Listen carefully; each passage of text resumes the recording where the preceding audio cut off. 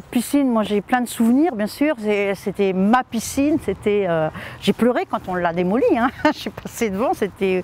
Alors, qu'est-ce que j'ai comme souvenir? Ce fameux plongeoir. C'était les plongeoirs, les concours de saut. On prenait l'élan, on essayait de toucher les fils électriques, chose qui n'aurait pas pu se passer, bien sûr, mais c'était notre jeu.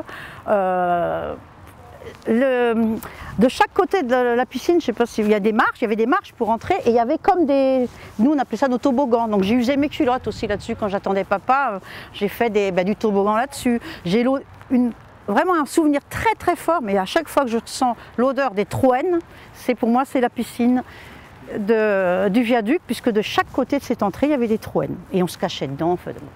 D'abord, un immense bonheur de trouver une piscine avec une eau claire, avec une eau plus chaude, mieux gérée, des vestiaires fantastiques. Et donc, en 1958, si ma mémoire est fidèle, la ville de Laval et mon père, qui était président de la section de natation du Stade Lavallois, avec mon oncle qui était le directeur de la piscine, Christian Nourry, eh bien, tout ça nous a créé beaucoup de joie, beaucoup de plaisir. Et là, je peux vous dire que si je ne loupais pas une journée pendant l'été, je n'en loupais pas une non plus là-bas où les filles étaient au rendez-vous, les copains étaient au rendez-vous. Et la buvette de la piscine était tenue par la femme de mon oncle, donc ma tante Huguette, et qui nous livrait les sodas et les laits fraises, parce que c'était une boisson incontournable à l'époque.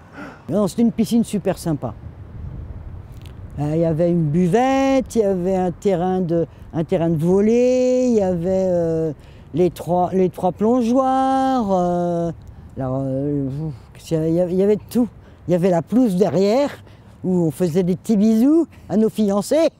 Alors on regardait les trains passer, c'est vrai, moi je passais mon temps dans les tribunes et on regardait le train passer et puis c'est vrai que des fois, suivant les vents, on avait des fois la fumée qui nous revenait, ça arrivait. Hein. Moi à l'époque c'était des lieux de rencontre, c'était une activité sociale, un caractère social, des lieux où on rencontrait divers gens de toutes...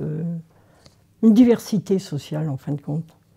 Et puis bon, c'était gai, c'était attractif, il y avait du mouvement, il y avait de la gaieté, quoi, parce que ceux qui venaient pour s'y baigner, ils étaient contents, quoi. C'était aussi une attraction. Hein.